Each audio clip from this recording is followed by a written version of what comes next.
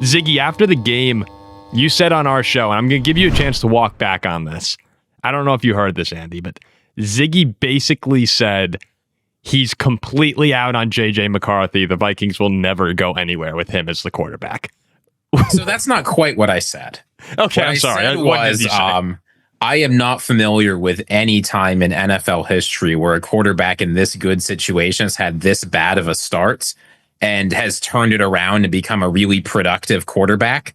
Indeed, like The Athletic ran a headline this morning, can Vikings quarterback JJ McCarthy turn it around, a la Panthers quarterback Bryce Young? I saw that. So it seems like that might be what people are targeting. What I said was, if somebody can give me the historical comp of a quarterback with the all-pro wide receiver 1, the really strong wide receiver 2, the good offensive line, the good head coach, a year to sit back and learn the system, and then had, by EPA per play or by whatever metrics you want, basically the worst performance in the NFL through 6 or 7 games, and you can show me the guy who's turned into a quality starting quarterback, I'll walk it back. Until then, I am not confident that JJ McCarthy is going to get better, and every week that he puts out a bad performance should decrease your confidence as a Vikings fan that I'm wrong. I'm sure you guys have seen the tweet from our from Skull Cole on Twitter. Yeah, I did. It's phenomenal. It's brilliant. The tweet says, here's number 1, cut JJ McCarthy, officially declaring him a bust. Number 2, sign McCarthy, former draft bust, and have Kevin O'Connell fix him. It is just absolutely perfect. It's brilliant. It's brilliant. It's got 2.1 million views already as we're recording this, deservedly so. It is a fantastic tweet. It is hard to find a comp. And one of the reasons I felt so confident in McCarthy was because of the situation too. You know, he was at a situation, and I know people say like, well, you know, Michigan carried him as a quarterback, and it's like, well, he's in a similar situation in Minnesota. They've got the running back, they've got the coach, they've got the quarterback's coach, they've got the wide receivers, the tight end. Felt like the offensive line, and it just has not come anywhere near close. I mean, you talked about the analytics, Ziggy. Analytically, McCarthy it's comical where he's substantially worse than Dylan Gabriel and Cam Ward, who are themselves having terrible seasons. Really rough years. This is one I'm probably just going to have to take a draft eval L on if this continues the way that it is. It's frightening. And like some of the plays too.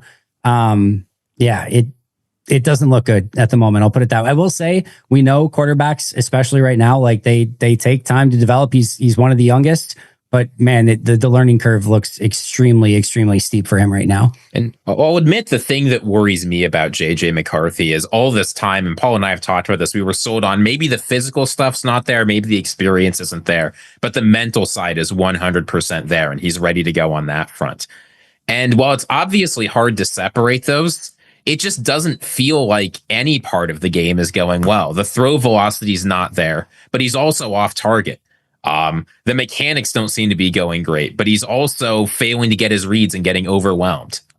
Physically, he struggles once he throws more than maybe 15 or 20 passes a game, but he's also having a hard time navigating the pocket. It's like, it doesn't seem, when I watch JJ McCarthy outside of the last drive of the game, where you see, here's why the Vikings drafted this guy and believed in him. Like, basically anything on the development front is going well. And it doesn't seem like he's getting better as the season goes on either. Paul, save me from this. Bail me out here. Tell me something to be positive about. Well, I will just say, we do have to acknowledge a couple of the late game heroics that he's had. You know, I don't think everybody in the league has that trait. I think that's sort of I don't want to say you're born with it, but I do think he has that. I think he has that moxie to him. Then in big moments, he plays his best. I really do believe that. And I think Kevin O'Connell said it's now about taking that JJ McCarthy and having him be that way on 2nd and 5 in the second quarter of a football game. Totally understand it. But I do think we have to give him credit. He has had a couple big moments this year, even if they are few and far between. But Ziggy, I actually had my come to Jesus moment yesterday with JJ McCarthy. And I realized just how ridiculous everyone's being. Like, truly ridiculous. Because he has been shockingly bad, but people are calling for Max Brosmer to play. I mean, at one point on Sunday, I think I actually said, yes, I think at one point on Sunday, I said Max Brosmer, put him in the game. People are super upset about Darnold. I have also been one of those people, although you saw this weekend why the Vikings decided to move on from Darnold. People talk about drafting a new quarterback, whatever it's you want to say. And then I realized it's been 5 games. Like 5 games of a professional career. And I think I said this last week. I think I said 4 games. Now, yes, it didn't get better, game 4 to game 5. But 5 games, we made this decision to go with McCarthy because we're developing a quarterback, right? That's what everyone said. The Vikings have chosen to develop JJ McCarthy. Develop is a key word there. There are going to be highs. There are going to be lows. There have been a lot more lows right now with JJ than highs, but you have to accept the good and the bad. And but Paul, it's just bad. No, that was going to be my question. It's the good that he's had 2 good drives in his career as a Viking? It's not all bad, Ziggy. It's, beat Chicago in the comeback. Yes, that was one good. Going to Detroit and beat them. And he's making a couple of really nice throws a game where, Jefferson had a drop last week. Addison had a big drop last week. It's not just JJ failing. Yes, he was wildly inaccurate too. Like, he did not have a good game. I'm not trying to defend JJ there. What I am trying to defend is we are just so quick to judge quarterbacks. Everyone said CJ Stroud was going to be the next top 5 QB in the league. How do you feel about CJ Stroud right now? Like, do you think he's going to be the next guy anymore? Most people don't. Last year, Jaden Daniels was surefire top 5 quarterback coming into the league this year. And yes, injuries have played a big role, but here, look at the Commanders right now, a little shaky. Caleb has been playing really well lately. And the first, they lost 10 games in a row last year. I just think, and even Drake May, right? Drake May didn't get a lot of attention last season. Now he's an MVP candidate. We're talking 5 games into a career. And I really think everyone needs to slow down a little bit on, if you say he had a bad, like, let's analyze this individual game by individual game. Yeah, he was horrible. But I can't just come out here and say, it's over. It's 5 games. When everyone else around the league is clearly, you got to give it time and you got to let O'Connell do his thing. So I'm just over the JJ has failed conversation until, next Thanksgiving. If he still sucks, then we could sit here and go, okay, yeah, that went really, really poorly. But it's too early. I think the big thing when you are a fan of a team that's got a young quarterback, and you mentioned, like, you're looking at you need to see signs of progress, right? That's what you're looking. It doesn't have to be perfect. Sometimes you're going to take 1 step forward, 2 steps back, and it might even be 3 steps back and then another step forward. There's going to be those growing pains for sure. You're just looking for some signs of, like, what could this look like? And like, if you put together like the perfect JJ McCarthy game so far, is that good? And probably if you took probably his best 4 quarters of play and put it in one, yeah, you're probably looking at that probably looks pretty damn good. It just, can you see a game where it looks like, all right, he played well enough through the entirety of a game where it's like, that's proof of concept of what this could become moving forward. And again, that's not always going to happen in your first 5 games as an NFL starter. Like, if you're looking at the pessimist side, you could say, man, CJ Stroud and Jaden Daniels looked freaking unbelievable. And even they are struggling, in their second and third years. And they looked like, if you're not looking good right away, then what is that next step? But every quarterback's different. As you mentioned, Drake May, Caleb Williams, there's a ton of others as well.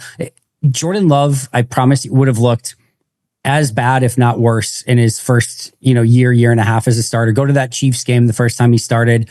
Looks probably eerily similar to what JJ McCarthy looks like. And I think where we all probably thought, Vikings fans, I'm sure, and I think myself and a lot of other people looking at this, of like, this is the ideal scenario. You're going to Minnesota. You're going in this. The flip side that I don't think got looked at as much is that was a team that was ready to win, and that comes with expectations and pressure right away to win. That's a lot for a young quarterback, especially, again, I think youngest in the league from a starting standpoint, to deal with and to have. And I mean, you can tell Justin Jefferson's not exactly hiding his feelings at times of how things are going. That, I'm sure, doesn't, ease anything either. And then the other thing, which I don't think any of us could have planned for, and some of the Cinderella slipper is falling off, but when you see Daniel Jones and Sam Darnold playing for overall the course of the season as well as they are, and you decided to go with this quarterback because instead of the other two, and the other two look, at least comparatively pretty freaking incredible. Now, again, that ups the pressure of like, you need to live up to doing what they're doing because they chose you over those two guys.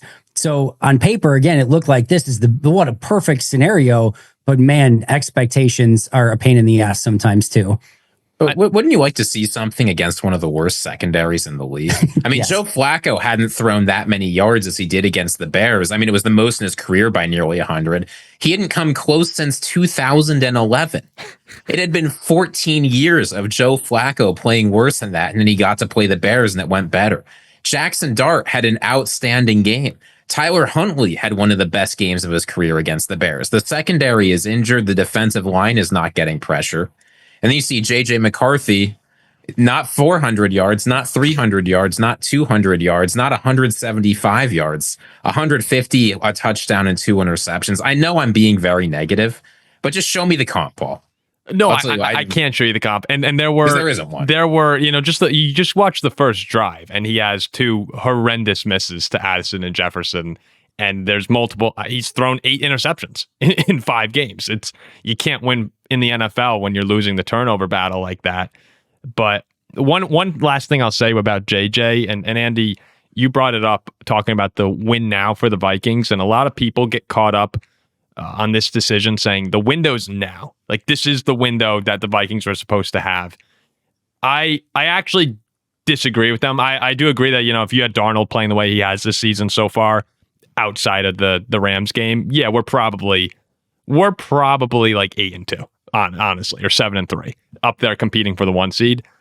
But if JJ works out the way O'Connell sees it and Kwesi sees it, the window is 10 years, 15. Like sure. It's the Joe Burrow quote. The window's as long as I'm here. And that's where I think a lot of Vikings fans need to calm down a bit. This isn't, if JJ takes another year to work out and it actually works out, okay, like you could turn it around really, really fast. Just look at New England. Like once you have the quarterback, everything else can be filled in pretty easily. But there is a big difference between us and New England. We're number 1 in cash spending this year in the NFL. The Vikings are currently projected $40 million over the cap next year. The team around JJ McCarthy will be worse next year. Yeah, so but if it's not like New England was able to go and Drake Mays showed some signs of improvement, and they could say, okay, he's getting a little bit better. Let's add a bunch of pieces to help him out. Let's bring in a new receiver. Let's add some players on the defense. The Vikings are going to have to cut players, and that's not even including guys like Jordan Addison, who we need to think about extending. Yeah, I just don't think that if we're looking at this over the course of a handful of seasons with JJ being, let's just say he's a borderline top 10 QB in football, you can strip down a roster and build back up a roster. Like I don't think that's. I just mean for his development, you like the team to get better every year he's with them, not worse. Yeah, and Justin Jefferson will be there. Like Justin Jefferson will be there, and that to me is enough. Yeah, hopefully. If he keeps complaining in the middle of games, then yes, then that would be a problem. That would be a real problem.